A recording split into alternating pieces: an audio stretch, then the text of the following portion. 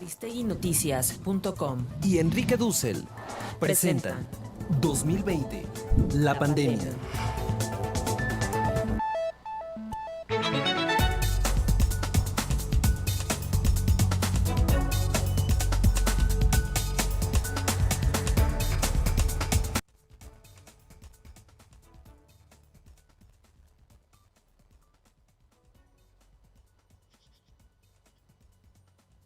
Buenas tardes. Continuamos con este programa sobre el virus y hoy vamos a tratar un punto muy especial. Le hemos denominado el virus y el principio material de la ética. Y para ello he llamado a un amigo, colega, joven filósofo, que ha hecho su doctorado en filosofía en Alemania, nada menos que en la escuela de Frankfurt, que es quizás la más reputada de las escuelas filosóficas de la Alemania actual, y justamente ahí defendió su tesis doctoral sobre el tema que hoy vamos a discutir.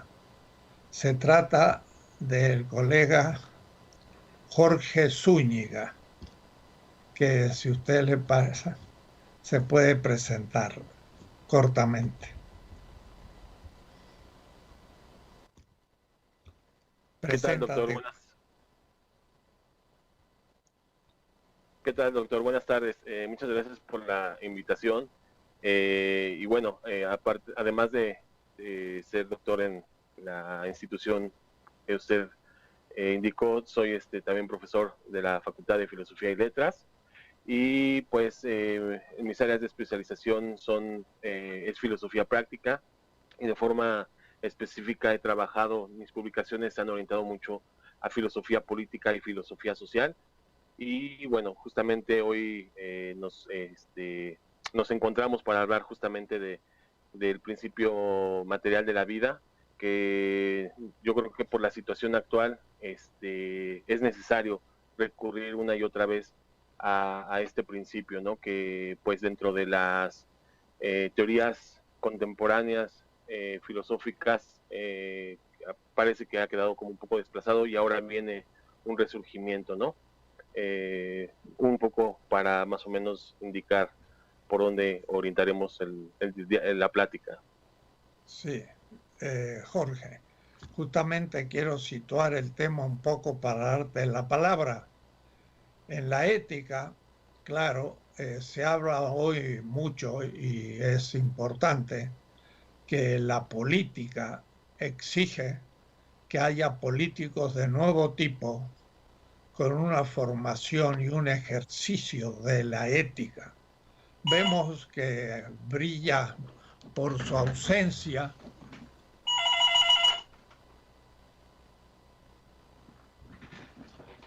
y que por esto es tan necesario volver sobre la ética. La ética, a su vez, tiene principios sobre los que se funda. Muchos hablan de hay que tener honestidad, no hay que robar, hay que realmente servir al pueblo. Son aspectos, pero la ética misma como tal debe ser enseñada de otra manera y también comprendida de otra manera. La ética tiene principios sobre los que se funda. Son principios que iluminan la acción ética de justicia o de honestidad, pero que permite decir que ese acto es bueno. Por eso entonces que en ética hablamos de ciertos principios fundamentales. Y hay muchos que piensan que esos principios son los valores éticos o la felicidad, como decía Aristóteles, la eudaimonía, o el cumplimiento de la ley, la legalidad y, en fin, muchos posibles principios. Nosotros en nuestra Escuela Mexicana de Filosofía de la Liberación pensamos que esos principios son mucho más universales y fuertes, y el primero de ellos es el principio material de la vida sobre la que yo quiero que tú expliques el sentido de este asunto que ha sido objeto de tu investigación. Porque la vida es el fundamento de la ética, porque todo acto para poder ser humano debe producir, reproducir y permitir la existencia de la vida individual y comunitaria. Si un acto no permitiera la vida, no puede ser bueno.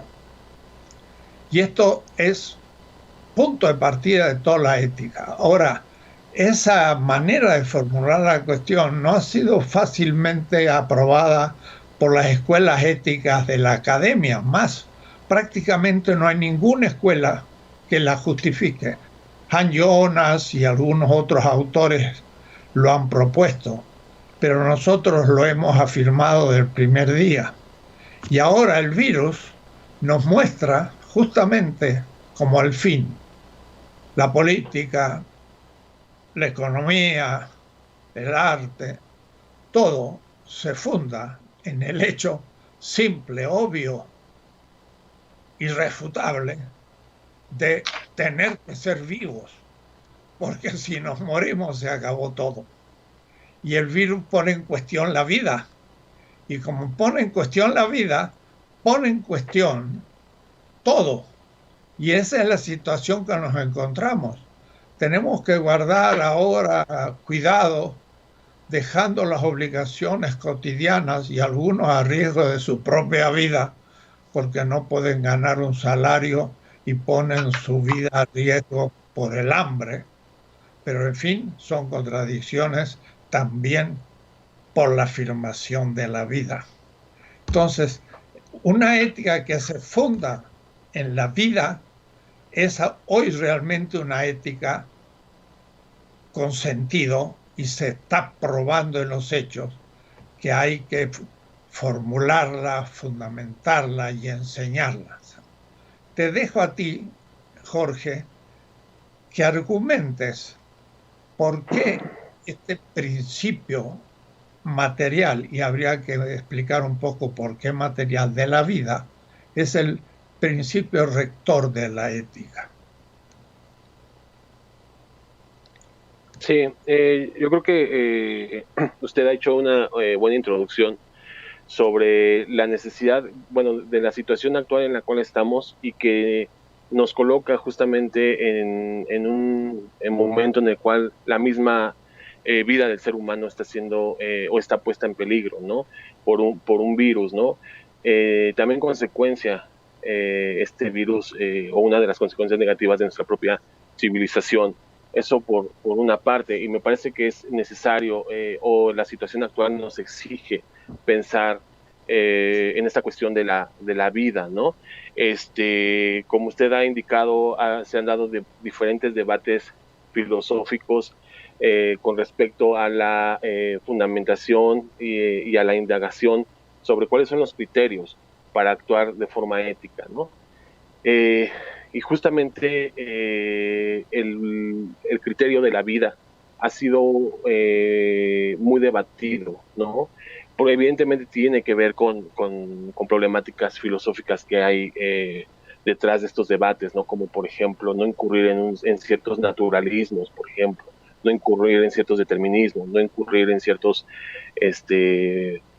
fundamentalismos, ¿no? Sin embargo, y de eso yo creo que el debate y el diálogo que usted sostuvo con la ética del discurso de Frankfurt, esta escuela frankfurtiana, la ética del discurso representada principalmente por Habermas y por Apple, testimonian justamente cómo se fueron debatiendo este tipo de asuntos, ¿no? Recordemos que para la ética del discurso y la pragmática trascendental y pragmática universal de Apple y Habermas respectivamente, colocaban al discurso, la discursividad, como aquello sobre lo cual era como el último punto sobre el cual se podía actuar, ¿no? Y actuar en el mundo, ¿no? Y usted justamente llega con un debate y con una contraposición en la cual lo que usted trata de demostrar es que no es la discursividad, que no es la comunicación, sino es la vida, ¿no? Entonces, para quienes nos están escuchando, podríamos hacerles referencia a ese debate que usted sostiene con estos filósofos de Frankfurt y con muchos otros que también se involucraron en el debate, ¿no?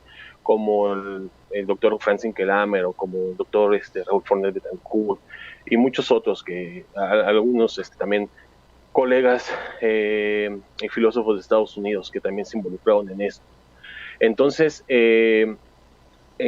usted justamente colocaba esta situación de la vida, pero no era muy aceptada, ¿no? Por eso hago referencia a este debate, porque no había mucha aceptación, ¿no? Sin embargo, después de tantos años de investigación filosófica, se ha llegado como a una cierta sofisticación de esta fundamentación, ¿no? Tenemos por una parte como antecedente de la fundamentación a la cual me referiré más adelante, pues la ética de la liberación que usted publicó en 1998 y posteriormente también la política de la liberación que comenzó a ser publicada primero con el libro de 20 tesis de política y posteriormente con Historia Mundial y Crítica de la Política y posteriormente con Arquitectónica. Y ahí tenemos justamente un antecedente de cómo se continuó fundamentando filosóficamente este principio, ¿no?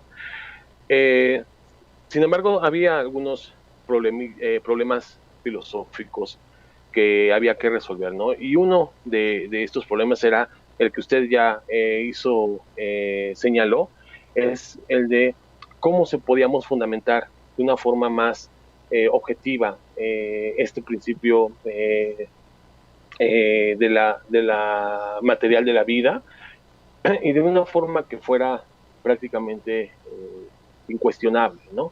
Sabemos que justamente una de las tareas de la filosofía es esta cuestión de la fundamentación de principios, ¿no?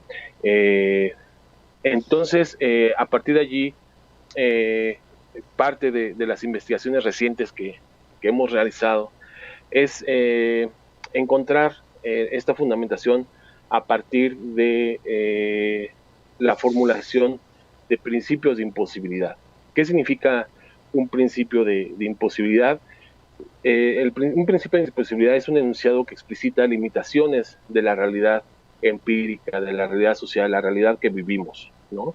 Este tipo de enunciados lo que hace es hacer visibles este tipo de limitaciones, ¿no? que existen en la realidad empírica y social, y a partir de ahí, de estas imposibilidades, de estas limitaciones, es que podemos encontrar las diferentes posibilidades que tenemos en el mundo, ¿no?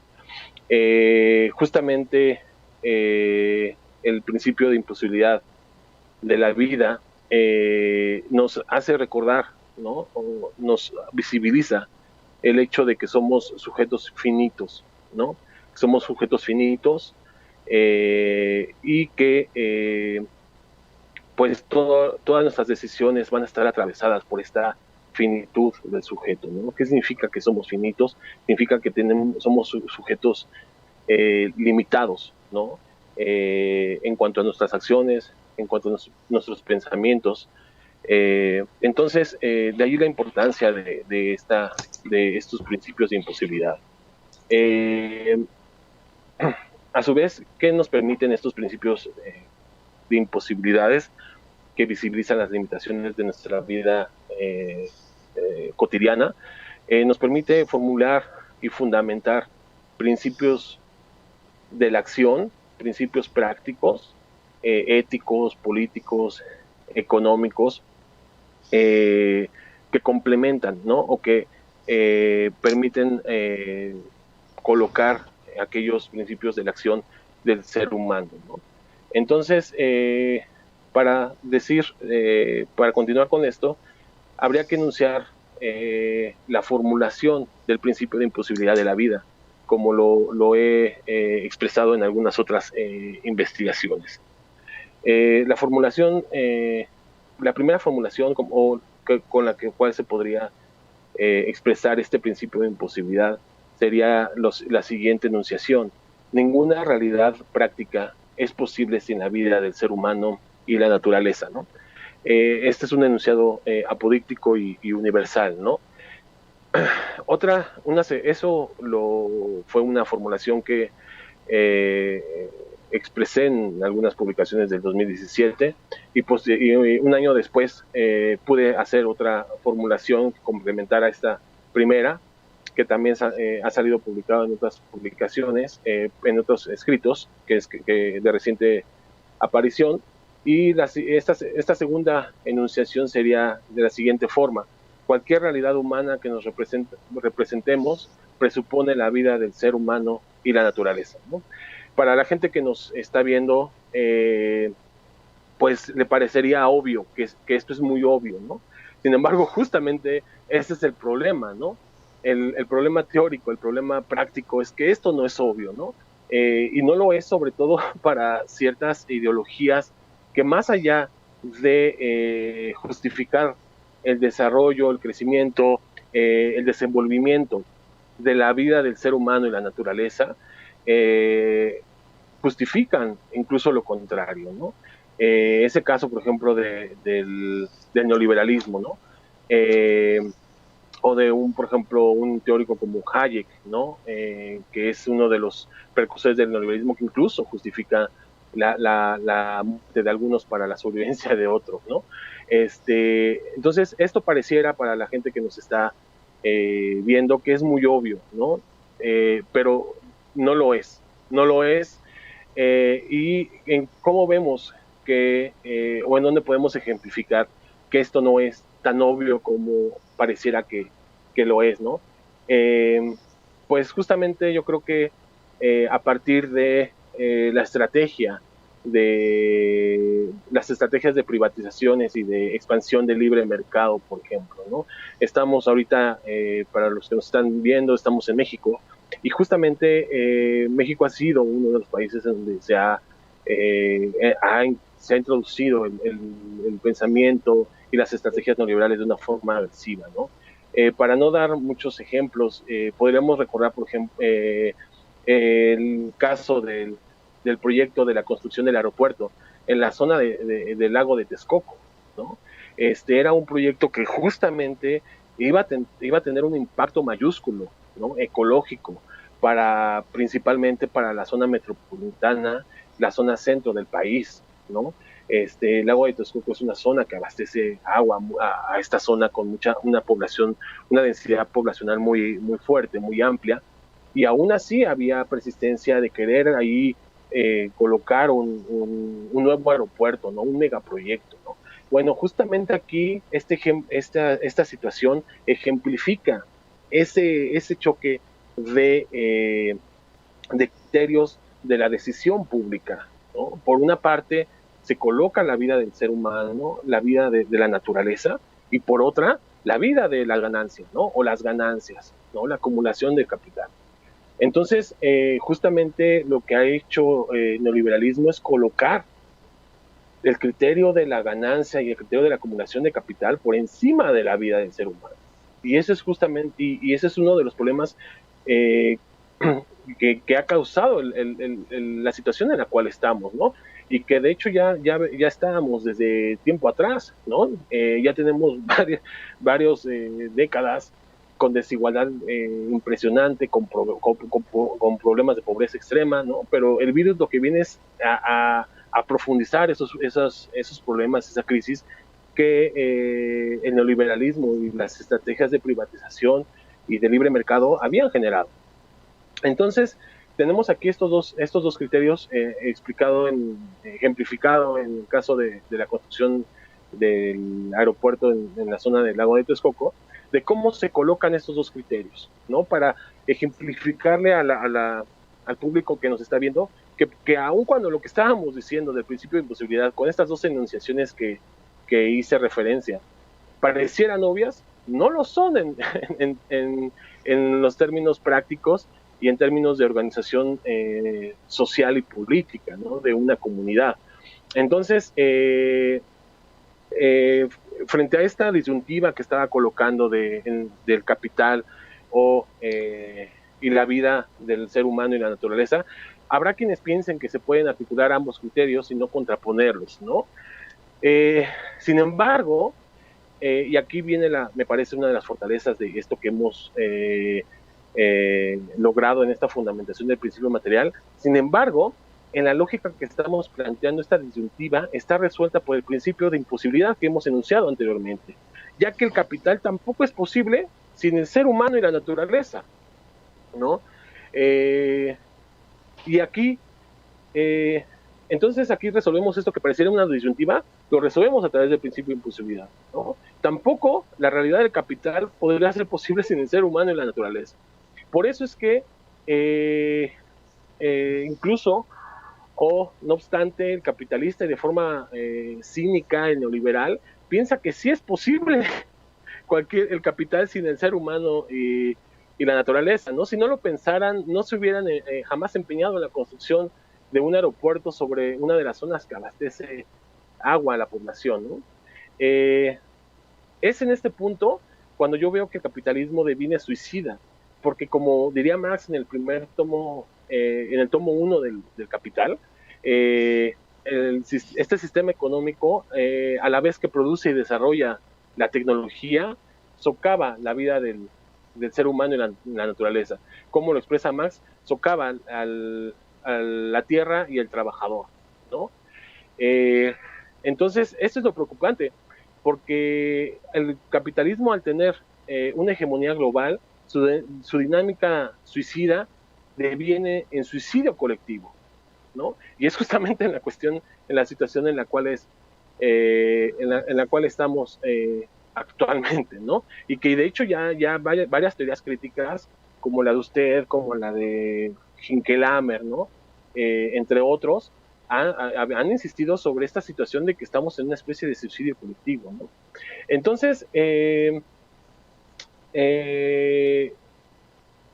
esto que decíamos, que parece obvio que ninguna realidad práctica es posible sin la vida del ser humano y la naturaleza, no lo es, y sobre todo no lo es para esas ideologías y teorías que justifican lo contrario, no la vida sino la muerte, como el suicidio colectivo, ¿no? Entonces, justamente allí me parece la potencialidad de esta fundamentación por la cual usted me pregunta, y sobre todo entender, y esto sería un poco más para las ciencias sociales, para las demás áreas de la filosofía práctica, a partir de aquí, o de este principio de imposibilidad, fundamenta los principios prácticos de la acción, ¿no? Que ya reconocen en este principio de imposibilidad los límites de la realidad humana, ¿no? Y los límites de la realidad humana, pues es justamente la vida, ¿no?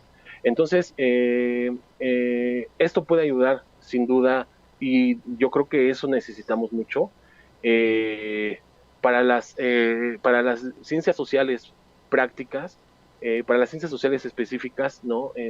Quería decir, para que ellos, a partir de esta imposibilidad de la realidad humana, puedan desarrollar conocimientos complementarios, ¿no? Ciertamente aquí estamos hablando de una fundamentación filosófica, pero es evidente que este tipo de investigaciones necesitan de trabajos complementarios, ¿no?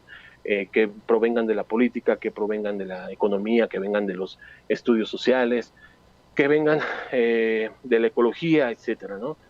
Por ejemplo, principio de imposibilidad es un principio estrictamente ecológico, ¿no? O sea, que puede ser muy bien retomado dentro de la ecología, ¿no? Recientemente en México tuvimos un debate sobre ciertas diferencias que había en cuanto a criterios de la decisión, ¿no? De las decisiones públicas. Entonces, me parece que aquí es donde pueden fincar muchos las ciencias sociales, muchos de sus conocimientos, ¿no?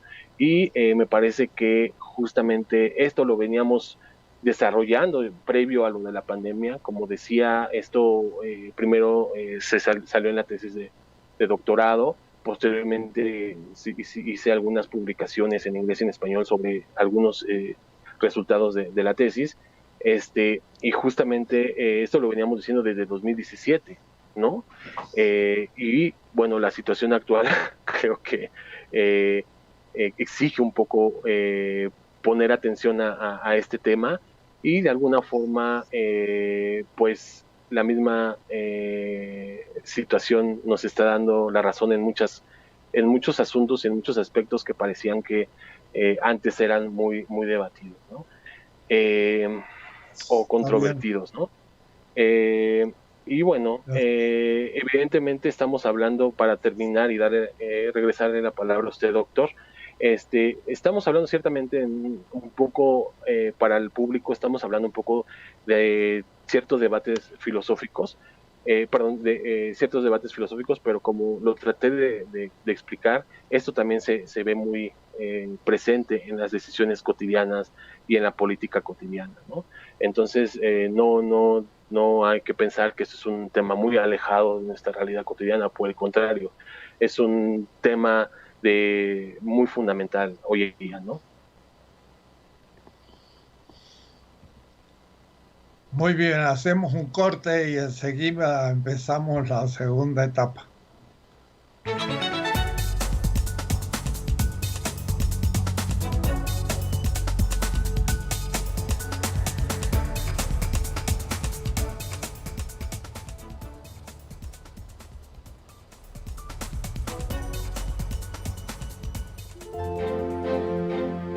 COVID-19. Guía para adultos con niños en casa. Aristegui Noticias. La ciencia en casa. En estos días, los niños han estado bombardeados por las noticias sobre el coronavirus COVID-19, y una forma de tranquilizarlos es que tengan información verídica y utilitaria. De acuerdo con su edad, pueden buscar las recomendaciones sobre cómo lavarse las manos, por qué no es conveniente ir a lugares concurridos o la importancia de atender las indicaciones de los expertos. Asígnales alguna responsabilidad en casa, como ser los encargados del gel antibacterial, los pañuelos desechables, de las tareas más básicas de limpieza o de diseños de cartulinas informativas para colocar en lugares estratégicos del hogar.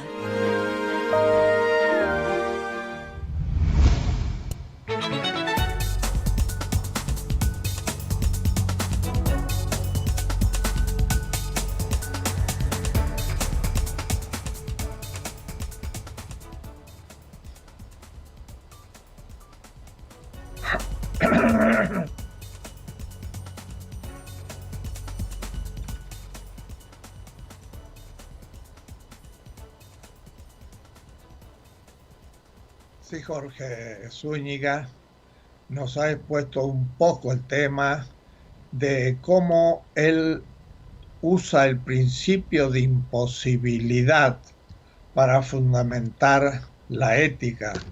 Yo me agradaría agregar que el principio de imposibilidad es perfectamente y fácilmente comprensible si uno dice, por ejemplo, ningún sistema político puede ser perfecto. Es obvio. Pero es obvio porque el ser humano no puede producir nada perfecto. Se puede aproximar, pero nunca alcanzar la perfección. Tendría que ser un ser con una inteligencia infinita, velocidad infinita. Tenía que ser como un dios que supiera todas las consecuencias infinitas de sus actos y las consecuencias a largo plazo desde un perfecto juicio sobre el pasado para que el acto fuera perfecto. No es posible. Ese es el principio de imposibilidad. Es muy simple.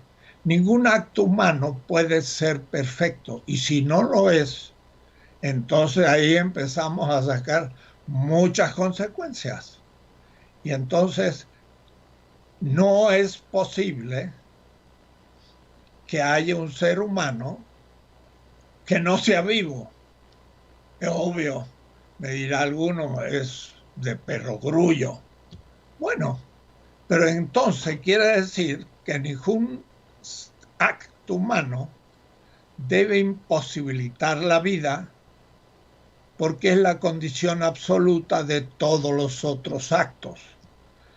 Y la afirmación de la vida es el principio universal y primero de todos los actos. Obvio, sí, pero ahora hay que pensarlo en consecuencia. Y esto es lo que Carlos Jorge nos ha indicado. Y en la política hay un autor contemporáneo francés en los medios universitarios, culturales, que se llama Michel Foucault, que goza de gran prestigio y que él habla de una biopolítica, o es decir, de una política de la vida. Entonces diríamos, muy bien, Foucault está exactamente en lo que estamos hablando. Pues no, la biopolítica de Foucault hemos llegado a concluir en nuestra escuela mexicana de filosofía de la liberación, que es una necropolítica. Es en el fondo una política neoliberal y muy popular y entre los intelectuales críticos. Pero queremos advertir que es necesario abrir un debate sobre el tema.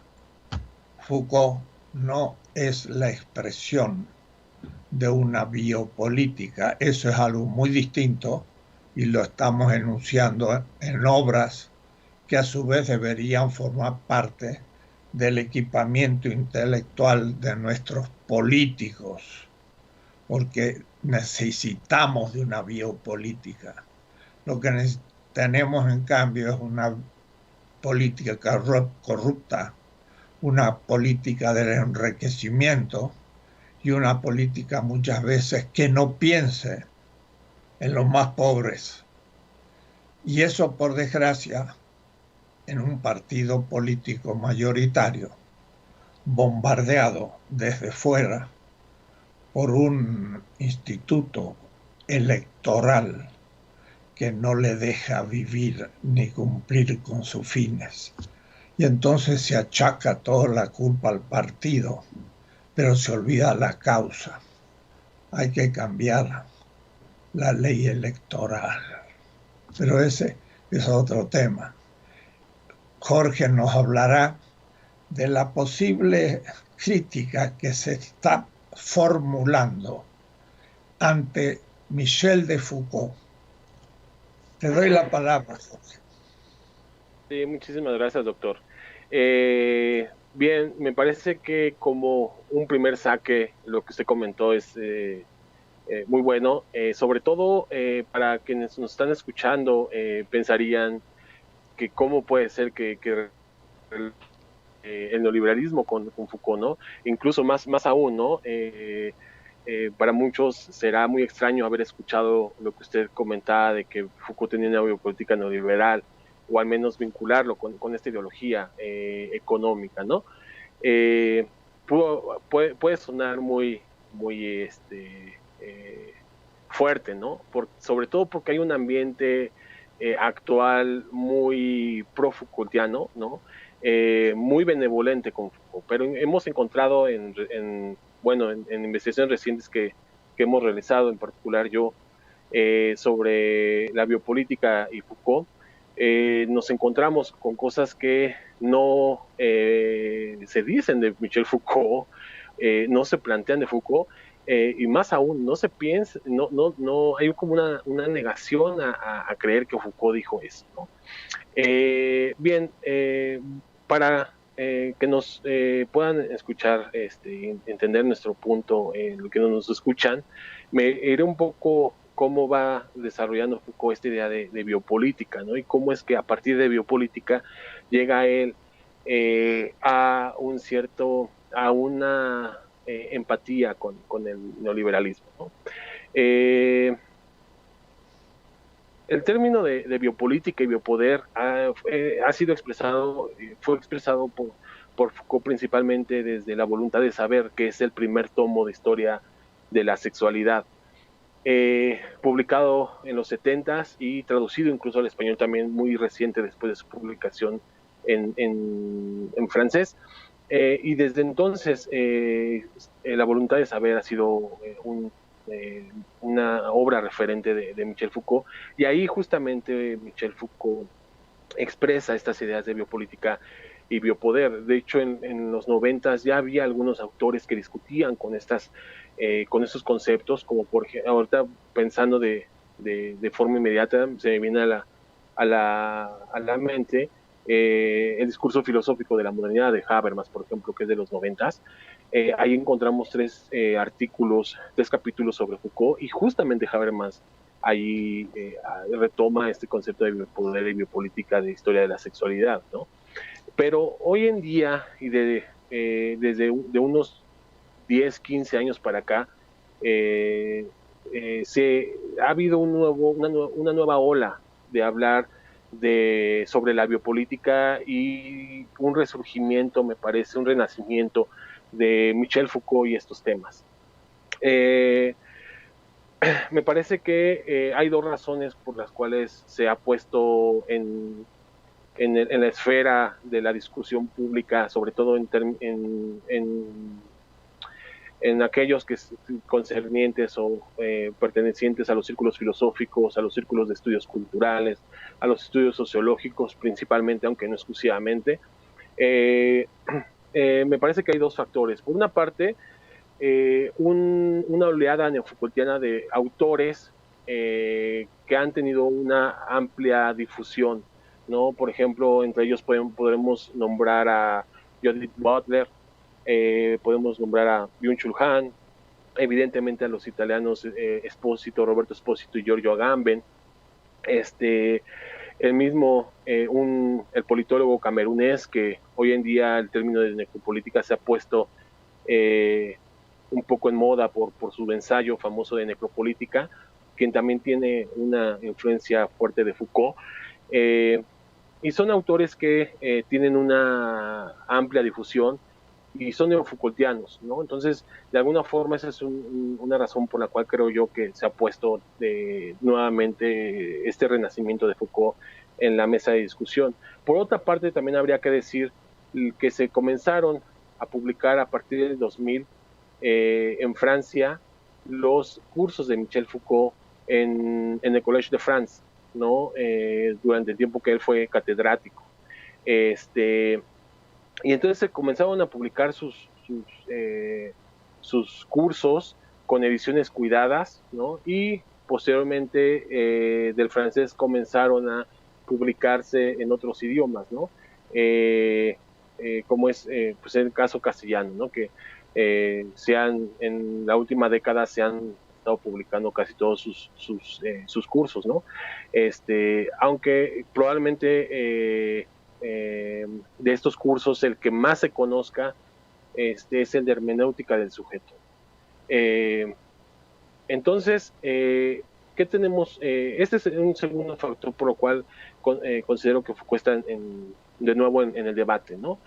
Pero ¿qué encontramos justamente en estos cursos de Collège de France, ¿no? Encontramos allí una explicación más extendida de lo que vamos a encontrar en la obra que en vida pudo publicar Michel Foucault, ¿no? Esos cursos en realidad enriquecen en gran medida muchas cosas de las que hemos leído en la obra escrita de Michel Foucault, ¿no? Por ejemplo, para poner algunos ejemplos, defender la sociedad, seguridad, territorio y población, nacimiento de la biopolítica, extiende la explicación que encontramos en La voluntad de saber. Por ejemplo, los cursos titulados del gobierno de los vivos, la hermenéutica del sujeto o el gobierno de sí de los otros, extienden la explicación de lo que encontraremos en el uso de los placeres, que es el tomo 2 de la historia de la sexualidad, o incluso la sociedad punitiva extiende la explicación que encontraremos en Vigilar y Castigar. Entonces, esos cursos de Michel Foucault son de mucha ayuda para entender todavía más a la obra escrita de de Michel Foucault, ¿no? Justamente en uno de estos cursos, en Defender la Sociedad, que es un curso que ofrece Michel Foucault entre el 75 y el 76, encontramos casi al último del curso lo que él empezará, o lo que él llama biopolítica, ¿no? Y en este curso, en una de las últimas clases, dice Foucault, y cito de forma textual: la biopolítica tiene que ver con la población y esta como problema político, como problema a la vez científico y político, como problema biológico y problema de poder. Más adelante dirá Foucault, ¿no? La biopolítica va a introducir mecanismos que tienen una serie de funciones muy diferentes de las correspondientes a los mecanismos disciplinarios, ¿no? Estas son citas de la página 222 y 223 de la edición de Fondo de Cultura de Defender la Sociedad, por si quieren buscarlas. ¿Y qué es lo que en realidad está expresando aquí Foucault en esto de biopolítica? ¿Qué es lo que está viendo Foucault aquí cuando él define así biopolítica? Y sobre todo, cuando dice que la biopolítica introduce mecanismos que tienen una serie de funciones muy diferentes de las correspondientes a los mecanismos disciplinarios. Lo que está viendo ahí Foucault es el cambio de paradigma de la relación de poder que se da en el siglo XVIII en Europa, ¿no? Y de forma más específica, lo que está pensando Foucault es el liberalismo económico, ¿no? ¿En qué términos esto de liberalismo económico, ¿no? Va a seguir, esto es del curso que decía yo, de 75 a 76, Defender la Sociedad, pero esto que es el cierre del curso, de este curso, va a ser el preámbulo para el siguiente curso que va a dar Foucault, y que lo va a dar en el 77-78, llamado Seguridad, Territorio y Población, ¿no? Aquí en este curso, lo que va a seguir Foucault es el concepto de gubernamentalidad, el cual significa para Foucault dirección de la acción, y va a perseguir a partir de este concepto de gubernamentalidad la idea de gobierno económico que fue postulado, ¿no?, primero por los fisiócratas, ¿no?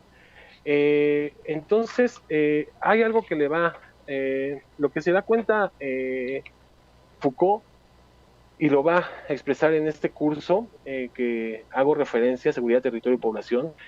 Foucault se da cuenta que en los fisiócratas, o desde los fisiócratas, ronda en el pensamiento económico una forma alternativa del gobierno de las poblaciones, ¿no?, en donde no hay sujeción de ningún tipo, en donde aparentemente el individuo no tiene que cederle nada a la colectividad expresada en la organización estatal, ¿no? Entonces, esta cita que yo hacía de forma textual, que es muy citada por muchos estudiosos de Foucault,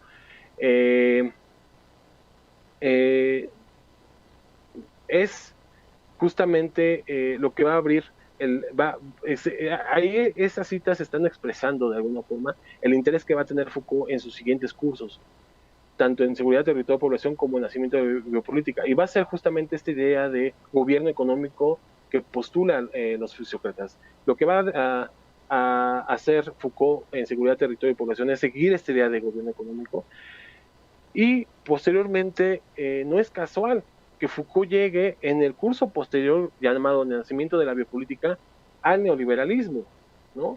Porque justamente lo que va a hacer Foucault aquí en Nacimiento de la Biopolítica es mostrar la biopolítica neoliberal, ¿no? Y sobre todo, ya habiéndose dado cuenta que la biopolítica introduce mecanismos no disciplinarios, ¿no? Entonces, de esta forma es que llega Foucault al estudio del neoliberalismo, ¿no? Siguiendo el hilo conductor del pensamiento liberal económico, ¿no? Lo que se va a dar cuenta en estos cursos Foucault, y de forma más palpable en el Nacimiento de la Biopolítica, es que el liberalismo económico clásico de Adam Smith y los neoliberales no rompen en realidad con esa idea de gobierno económico de los fisiócratas, al contrario, ¿no? la siguen respetando y los mismos neoliberales siguen viendo en el mercado un espacio alternativo de gobierno, ¿no? Entonces, lo que se da cuenta Foucault es que si hay una biopolítica que niega las prácticas de una sociedad disciplinaria, como las expresa él en Vigilar y Castigar y en Historia de la Sexualidad, es precisamente la biopolítica neoliberal, ¿no? Entonces, esta biopolítica, siguiendo a Foucault, no exige una transferencia de derechos individuales al Estado, como está postulado por los teóricos del pensamiento jurídico, como podría ser Rousseau y los teóricos del contrato social, sino por el contrario, el sujeto puede realizarse en el mercado, ¿no? Y aquí surge un choque entre el sujeto de intereses de la economía y el sujeto de derechos del pensamiento jurídico político. O sea, el que Foucault rastree esta idea de gobierno económico es porque Foucault está haciendo, desde sus cursos anteriores, está haciendo una crítica constante al pensamiento jurídico político de la teoría política, ¿no? Está haciendo una crítica al mismo Estado, ¿no? Entonces por eso es muy duro Foucault contra esto, y justamente por eso le interesa mostrar otra forma de racionalidad de gobierno, ¿no? De gubernamentalidad, ¿no? Entonces, porque el mercado no niega, el interés de Foucault es que el mercado no niega la individualidad del sujeto, ¿no? Al contrario, le invita el mercado al sujeto a ser egoísta, a velar por sus propios intereses. El mercado no niega los intereses del individuo, al contrario, lo incita a que los persiga. ¿Por qué hace esto el mercado? Porque para el mercado capitalista, mientras más sujetos persigan sus intereses, se generan mejores condiciones para la competencia económica. Por eso es que el mercado no es en esta perspectiva, y como lo ve Foucault, una institución disciplinaria, porque el mercado no le dice al individuo qué hacer, qué elegir.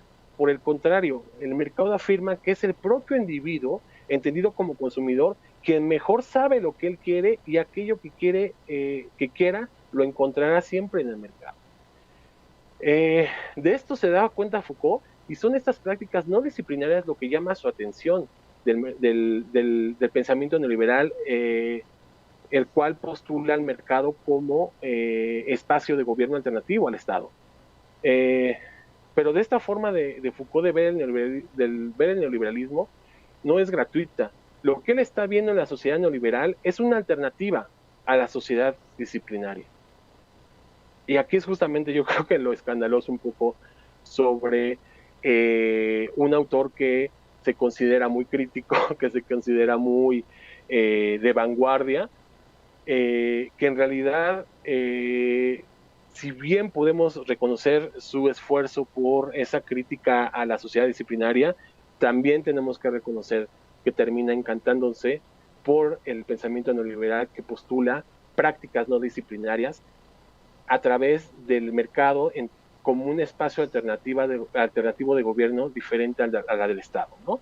Y aquí está, me parece, lo escandaloso. Son ciertos textos que se leen de Foucault, pero hay una negación sistemática de querer aceptar este tipo de cosas, ¿no? Y aquí está lo desconcertante de Foucault, pero a la vez congruente con su crítica férrea al Estado, que Foucault ve al pensamiento liberal económico y su forma neoclásica un pensamiento social alternativo al pensamiento jurídico-político, y por otra parte ve Foucault en el mercado liberal un espacio alternativo de gobierno de las poblaciones.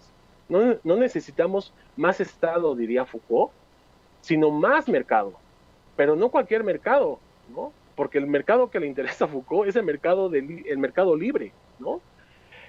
De aquí su afinidad de Foucault con el pensamiento económico neoclásico. Foucault termina coincidiendo con el anarcocapitalismo estadounidense, y su interés por los análisis de Gary Becker lo delatan. Finalmente, no hay que pensar que esto es un desliz de Foucault. Por ejemplo, hay una autora que se llama Wendy Brown, que ha sacado un libro que se tradujo al español y que es muy, lo han tomado como una gran referencia sobre el neoliberalismo, que se llama El pueblo sin atributos. En este libro, Wendy Brown llega a decir que incluso Foucault estaba divagando sobre el neoliberalismo. En contrario a esta interpretación, yo lo que he mostrado en algunas publicaciones recientes y he tratado de mostrar en este programa de forma breve, es que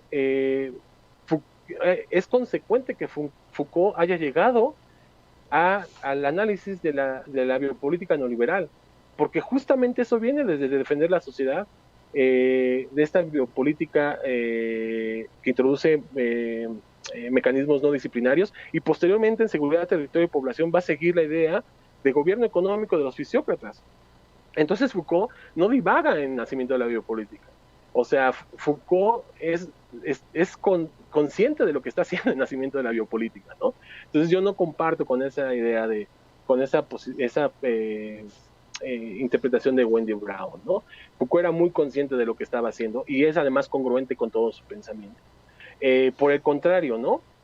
No se debe de pensar que esto es un desliz de Foucault, sino una afinidad con el neoliberalismo, y que es congruente con su crítica a la sociedad moderna y sus instituciones disciplinarias, ¿no? En ese sentido, comparte Foucault con los neoliberales un enemigo común, ¿no? Y este enemigo es el Estado. Y de allí justamente por qué a Foucault le interesa el neoliberalismo, ¿no? Porque se trataba de mostrar una forma alternativa de gobierno frente al Estado, ¿no? Y las instituciones disciplinarias. Entonces, aquí encontramos grandes problemas en Michel Foucault y sí, me parece que Foucault o el interés de Foucault es ampliamente despertado por el pensamiento neoliberal a través, dice Foucault, de sus prácticas no disciplinarias. Muy bien.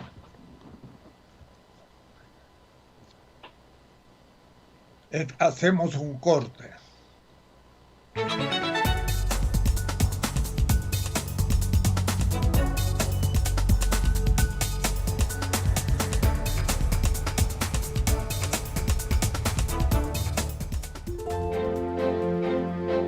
COVID-19.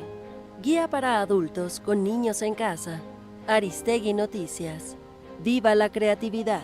Organiza un taller de arte en el que los niños pinten un cuadro, realicen una escultura, armen un juguete, diseñen sus accesorios o decoren alguna prenda de vestir.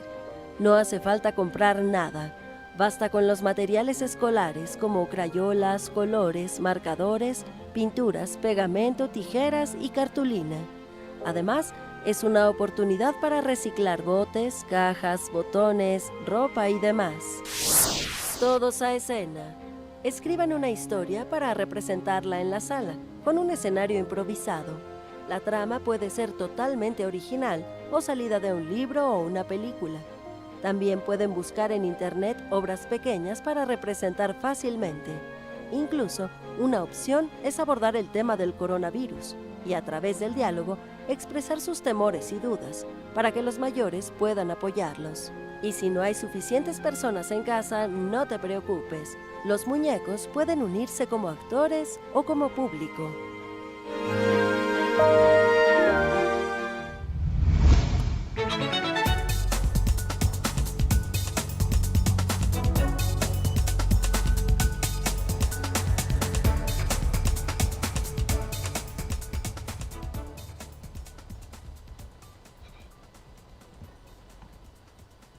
Sí, creo que ha sido muy interesante el doctor Jorge Zúñiga al presentarnos esta hipótesis desconcertante y novedosa y al mismo tiempo por un joven intelectual nuestro que espero empiece a despertar un debate, pero que parece muy coherente, porque efectivamente en Foucault hubo desde el comienzo, como un miembro del Partido Comunista francés, desde su estudio en la École Normale Supérieure, una crítica al Estado, claro, stalinista, y por lo tanto también al Estado, y quiso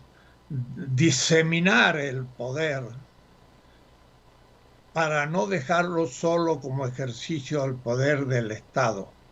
Y entonces, como tú muestras, es muy interesante, fue explorando maneras de gobernabilidad no en manos del Estado, y sin darse cuenta empezó, claro, a descubrir de que en el liberalismo económico pues ya tenían muy claro la idea desde Adam Smith mismo de que el mercado era la nueva función y el Estado tenía que estar al servicio del Estado, que llegó ya a su culminación con la Escuela de Chicago, con von Hayek, que fue maestro de la Escuela de Chicago de Friedman, y nuestros neoliberales mexicanos, que,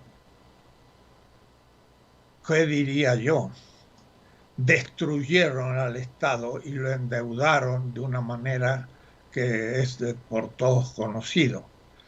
Justamente este virus va a mostrar la incorrección de esa interpretación, poco Estado, mucho mercado, porque el mucho mercado en manos del capital privado debía crear un sistema de salud que respondiera cuando había, como lo tenemos ahora, una epidemia.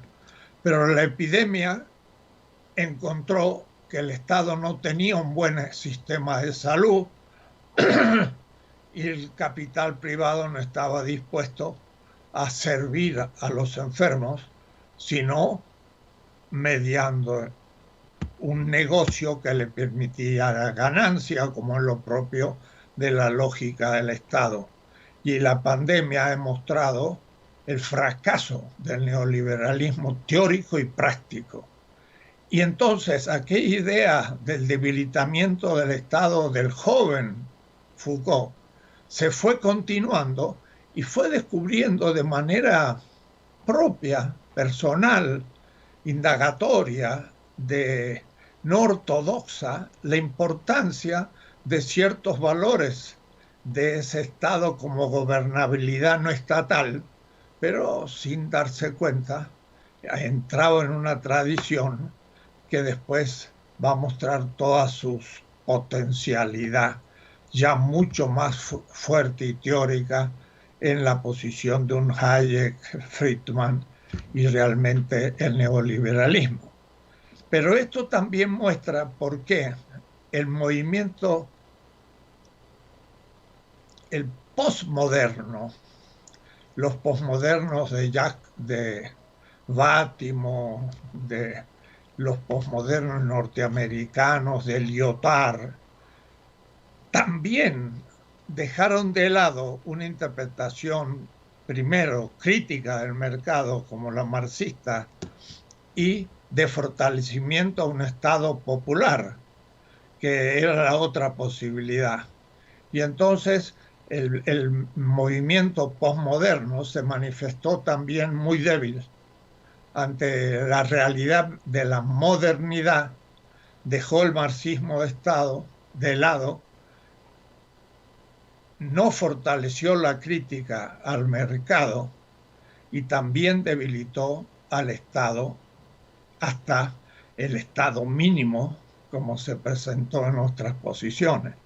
No es entonces un milagro lo que estás proponiendo, pero va a ser muy interesante que se debata en el próximo futuro, porque no me extraña que un Franz Hinckelhammer, un gran pensador contemporáneo latinoamericano, haya dado pues con mucho entusiasmo una aprobación a tu interpretación de la posición tan próxima al neoliberalismo de Foucault, los cuales, claro, van a tener ahora que desenvolver sus armas para poder defender al maestro, y esto será muy interesante en el próximo futuro. Unas últimas palabras tuyas porque ya estamos en tiempo. Sí, muchas gracias, doctor. Sí, ciertamente el doctor Hinckelhammer ha leído con entusiasmo mucho los últimos trabajos que he publicado sobre esta interpretación, sobre Foucault, y ciertamente pues el doctor Hincklhammer digamos que simpatiza mucho con mi posición, y le agradezco también mucho a él y a usted, pues también parte de las enseñanzas que me han dejado, ¿no? Mire, de forma muy casual en el corte, la producción de Aristegui Noticias me envió como dato que justamente, que un día como hoy, 15 de octubre, pero de 1926, nació el filósofo y teórico social francés Michel Foucault.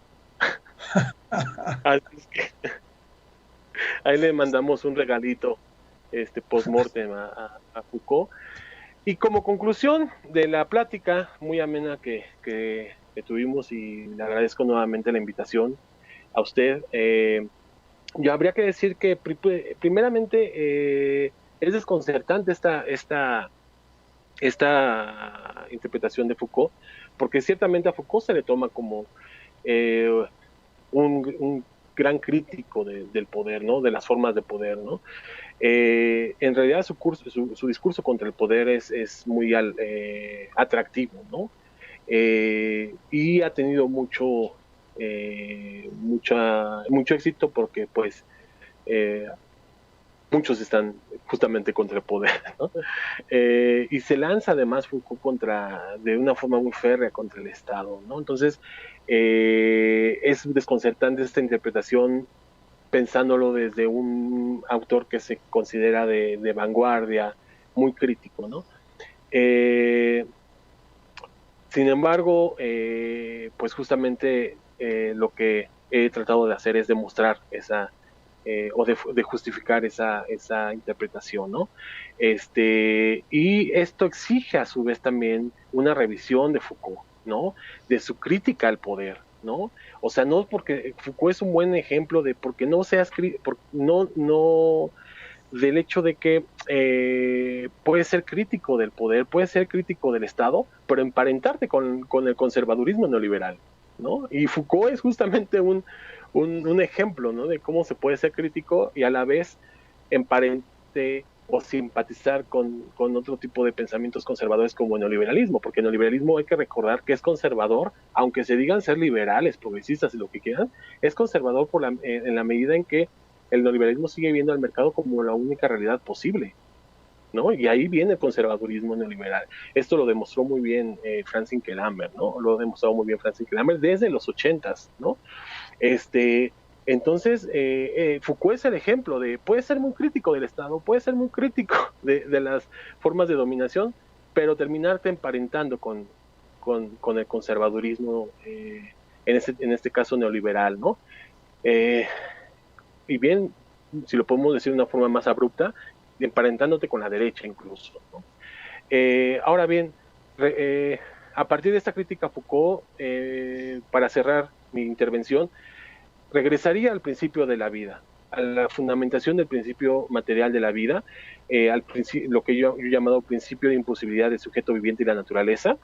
Y entonces desde lo que ya hemos llamado principio de la vida, que yo en algunas otras investigaciones filosóficas me he referido a él como el principio de imposibilidad del sujeto viviente y la naturaleza, podemos extraer una biopolítica que radicalmente opuesta a la propuesta Foucaultiana.